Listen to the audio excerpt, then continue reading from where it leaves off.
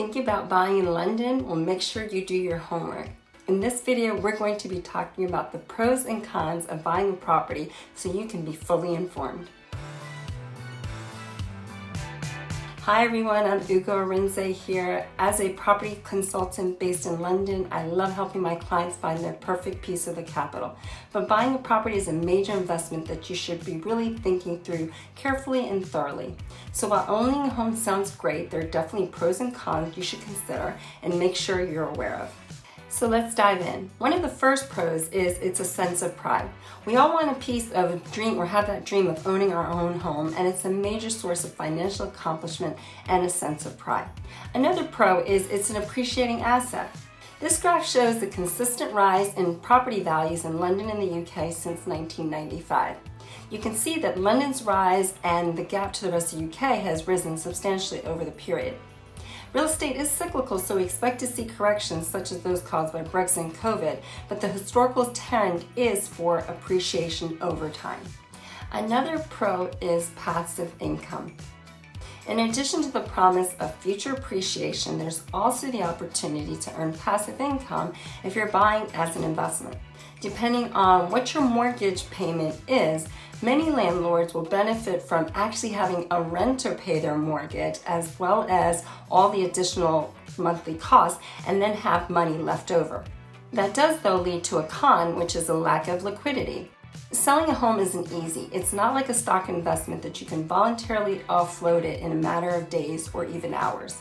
Selling a property means attracting and finding a buyer willing to pay you what you want, so we do say that a property is highly illiquid as an asset class. Also, once you find that buyer, it may take months to complete the transaction, and in the UK up to 35% of deals fall through even after the offer is agreed.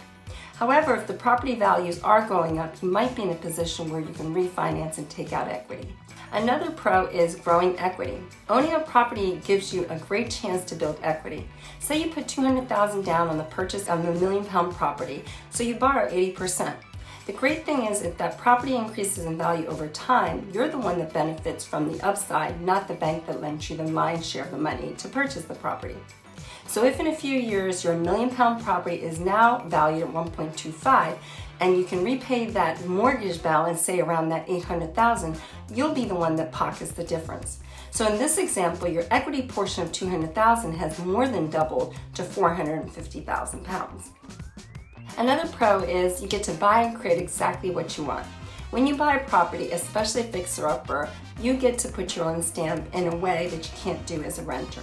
You can tear down walls, paint, upgrade, new flooring, truly reconfigure the space to suit your needs and lifestyle. Another pro is you can get a mortgage to buy. One of the biggest reasons I love property ownership is it is one of the few asset classes where someone else will lend you the money to buy it. Typically, you would never be able to borrow from a bank to, say, go buy stock. So again, it's the ability to secure or control an asset that you only have to come up with a portion of the cost. In my example above, it also leads to the ability to refinance and take out all the money that you put in if the value goes up, which hopefully it will do over time. Having said that, it leads to another con, and that is affordability. Buying a property isn't cheap. Here in London, the average property prices are somewhere around $550,000. So if you need 20% equity, that is saving over $100,000, and for many people, that's just an impossible figure to have to raise. Also, the mortgage payment will be something you have to factor in along with service charges and other communal costs. While a landlord can pass on, say, council tax, they can't pass on service charges. So if you own a property yourself, you're going to have to budget for these things. A few more pros include tax benefits. As an investor, there still does remain some tax benefits of owning a property depending on how you structure it.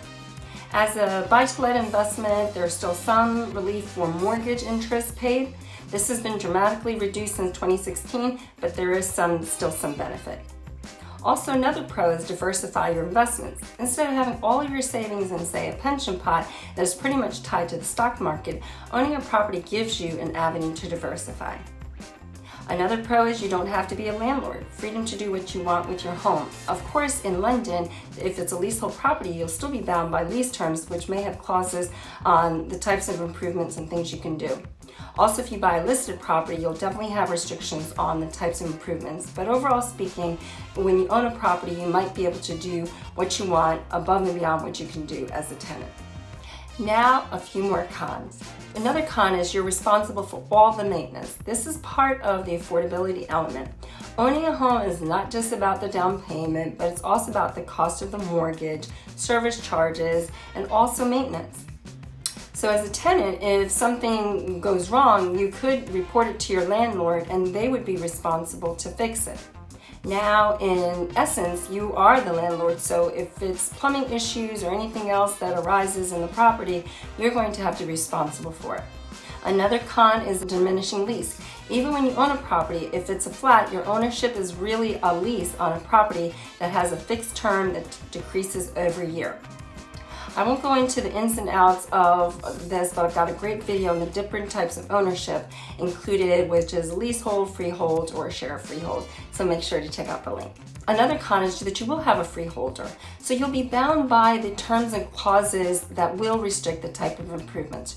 Your freeholder might not be proactive, so you'll have to deal with making sure things get done. I hope this video has been helpful in giving you a true sense of the pros and cons of buying a property in London. If you have any questions, please don't hesitate to ask, and make sure to leave me a comment in the notes below, and make sure to hit that like button, subscribe button, because I'd love to keep you in touch with my latest videos.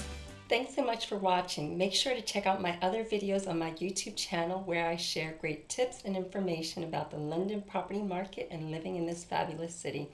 So that's Ugo Arenze with Onyx Property Team and Keller Williams. Bye for now.